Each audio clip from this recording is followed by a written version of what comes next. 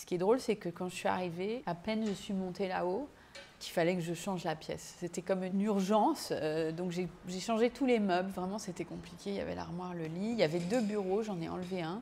Et je me suis dit, il faut que je sois face à une fenêtre. Et je voulais rester en contact avec la nature, donc j'ai pas mis le bureau face à la jolie vue sur Rome. J'ai mis le bureau face à un arbre dans le parc de la villa, parce que je voulais voir quelque chose de naturel, c'était important.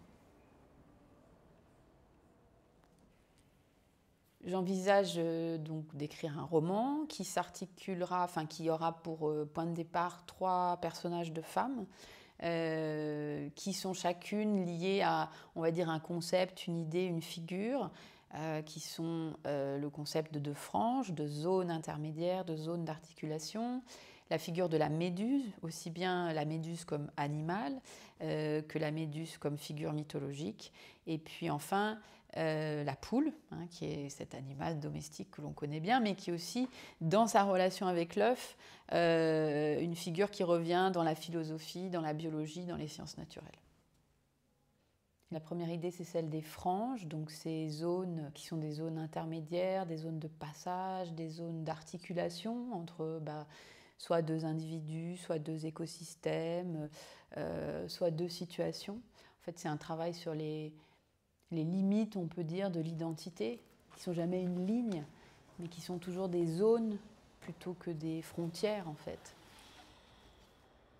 Un autre personnage qui gravite autour des méduses, alors aussi bien les méduses comme les animaux, que la méduse comme la figure mythologique, et qui me permet d'amorcer une réflexion autour de ce qui nous attire, ce qui nous répugne, la beauté, la monstruosité, à partir de quel moment ou à partir de quoi la beauté devient monstrueuse et nous fait peur, notamment dans le règne animal. Donc, ce qui me permet aussi de parler de notre rapport aux vivants, aux animaux, hein, pourquoi certains animaux nous plaisent et puis d'autres voilà, nous repoussent. Et puis les poules, parce que j'ai eu l'occasion de fréquenter des poules et que j'ai trouvé que c'était des animaux qui m'ont vraiment qui m'ont touchée. Voilà. Donc j'ai envie de chercher dans ce... Parce que évidemment, un texte, c'est aussi une émotion, c'est pas que de l'intellect.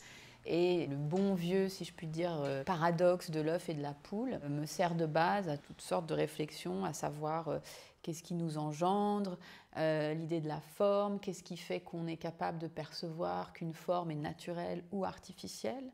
Est-ce que cette division entre la nature et l'artifice est encore valable aujourd'hui dans les systèmes dans lesquels on évolue avec les développements technologiques, l'intelligence artificielle, les modifications génétiques, voilà.